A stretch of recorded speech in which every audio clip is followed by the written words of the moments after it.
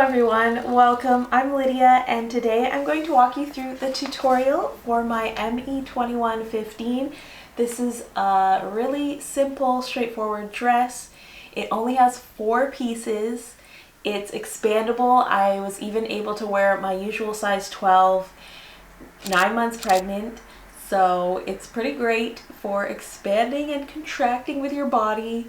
And I'm sewing a size 12 today, so let's get started. Make sure you take a look at the back of the pattern envelope for sizes and notions and read through the instruction booklet provided, especially the glossary of terms if you're unfamiliar with paper patterns. The seam allowance is 5/8 of an inch or 1.5 centimeters unless otherwise mentioned. Start by prepping your machine for shirring by threading a sewing bobbin by hand with elastic thread. And you can use a slight bit of tension. And you're going to want to do quite a few of these bobbins. And I just kept the thread from unraveling by putting a piece of tape at the end, and that worked really well. And we are going to be using regular thread on the machine needle. You'll know that if you're familiar with shirring. Stitch some test samples to find the best stitch length and thread tension for your machine. I just used a regular stitch length, and I did increase the tension by 1 point. I had a gingham seersucker in my stash, but realized it's polyester. I really don't like the feel of polyester, so I put a cotton voile on the back of the fabric, and I'm just treating them as one fabric, so don't get tripped up by the fact that I have another layer of fabric. It's not going to mess with the instructions in any way. To shirr each front and back section, piece 1, you want to mark the lines onto your fabric. I am first marking the drill hole for the strap location along the top edge of the fabric first because I'm treating the top edge a little bit differently from the pattern instructions, so just keep that in mind. Then I'm taking a highlighter and marking the tuck stitch lines in blue. This area will be folded down. And then I'm marking the start of the shirring stitch line in pink highlighter just so that I don't mess it up. And it's good to just mark this on your pattern piece because then you won't mess up where you sew your shirring stitch lines. I mark these line locations all along the sides of my fabric on both sides. If you don't have lines in the pattern of your fabric, then you're going to want to draw the lines all across in maybe a disappearing pen of some sort. But I'm going to use the gingham as my guide and just start where I had marked it. And it's very annoying to have that cotton voile layer, so make sure you choose a fabric that you're comfortable with in the first place. 2 layers is no fun. And also a note for the front piece, mark a line down the center so that you will know later where to add the front button placket. I highly recommend pre-folding and pressing the neckline and hem before starting your shirring or sewing up the side seams. It's so much easier. Please note that I folded the neckline a bit different from the instructions. To reduce bulk on my lining piece, which you hopefully don't have, I removed the top area of the cotton voile that will be folded. I started with a 3/8 of an inch fold at the first marking, and then I fold wrong sides together at the second marking. Again, that's a bit different from the instructions. I just found it a little bit more straightforward for me.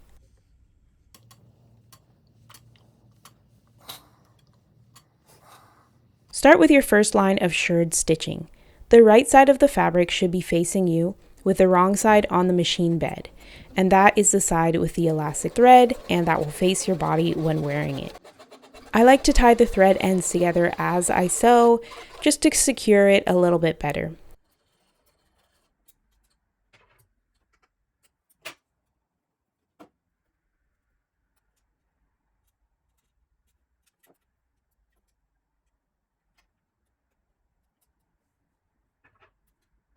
Continue to stitch all the shirred lines on the front and back pieces.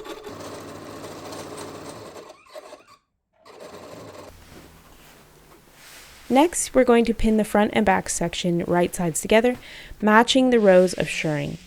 Then you're going to stitch together and overlock. I stitched both sides, but in hindsight, I would have only stitched one side together and then proceeded with the following steps so that it's easier to add the button placket in the end. After adding the button placket later, I would stitch the open side and then hem it. I did this with my white dress sample, and it was so much easier. So I'm not doing it here so you'll know how it goes, but it does reduce the amount of challenge involved.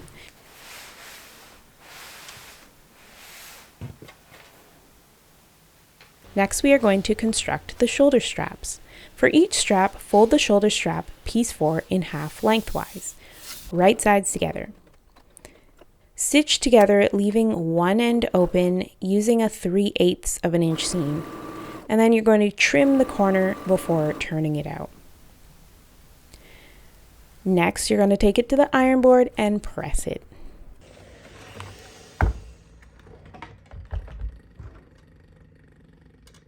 At the neckline edge, line up the straps, centering them over the markings that we made, and stitch at 3/8 of an inch or 1 centimeter.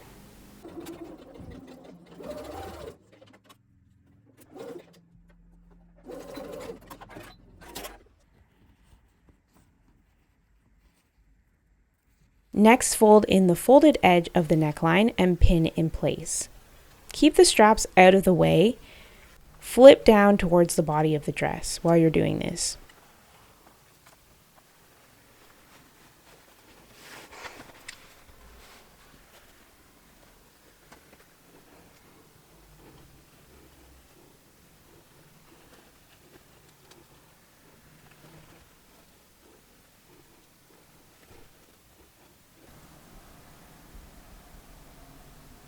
Then stitch very close to this folded edge, leaving a small portion open.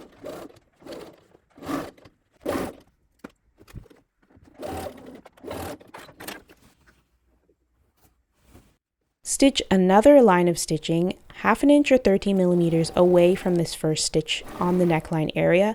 There's no need to leave an opening for this one.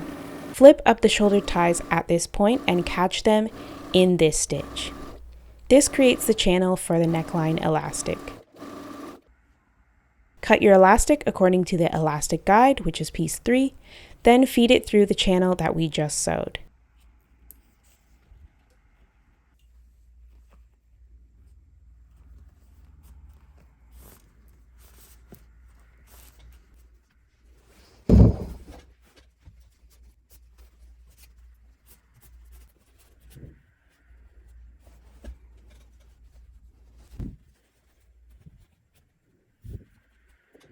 Join the ends and sew them together.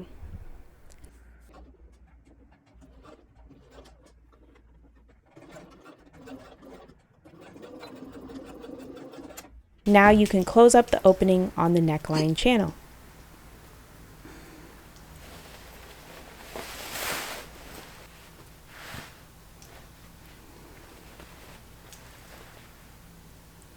Fuse the interfacing to the wrong side of the placket, piece 2. Fold the placket in half lengthwise, right sides together, having the raw edges even, and then stitch the side and upper edge using a 3/8 of an inch or 1 centimeter seam allowance. Trim the corner and then turn right side out. And then you just want to do a nice press. Fold the button placket pattern piece at the fold line and line up the edge with your sewn piece.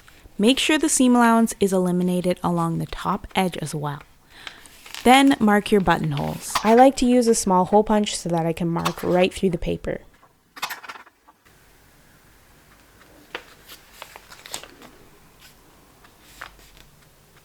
Next, sew on all your buttonholes.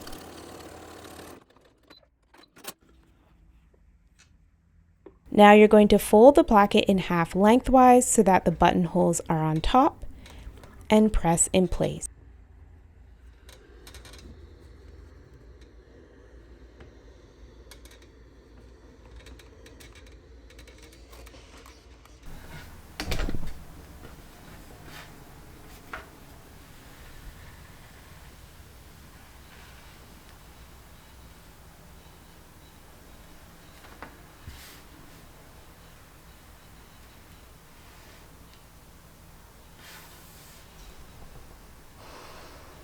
Next, we are going to finish the hem. First, overlock or zigzag the raw edge. Then fold it up 1 1/4 inch or 3.2 centimeters and press.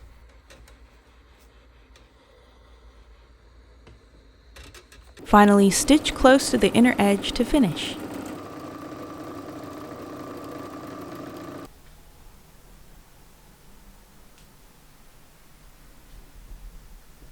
Next, place the button placket down the center front of the garment and pin in place.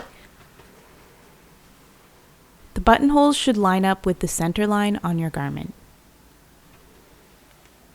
You will see here how it would have been better if I had kept one side of the dress open before this step. And make sure that the top edge of the placket lines up with the elastic channel at the neckline.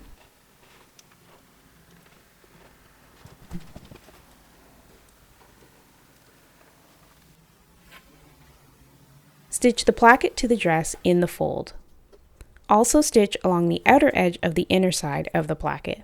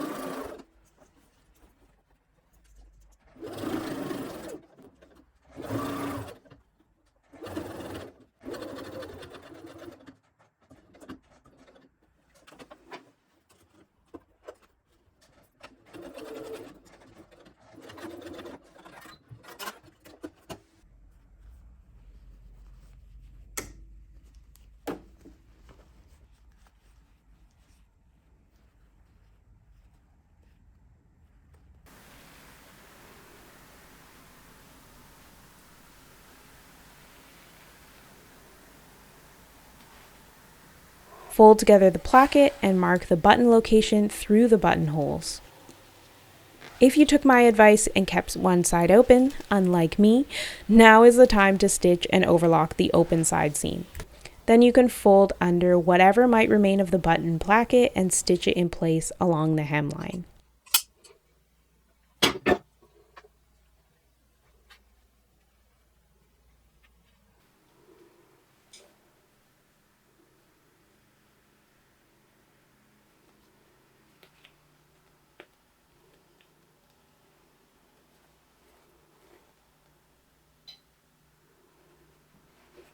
Lastly, we will finish by sewing on the buttons.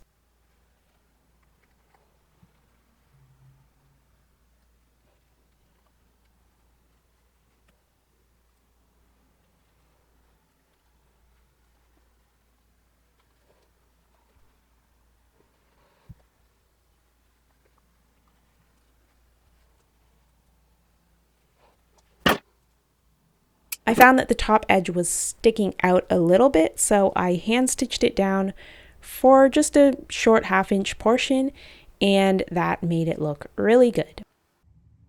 The full-length version of this dress is sewn exactly the same for all steps. It just has a longer button placket with one more button and buttonhole. I recommend slip stitching the bottom of the placket where there are no buttons just to keep it from gaping.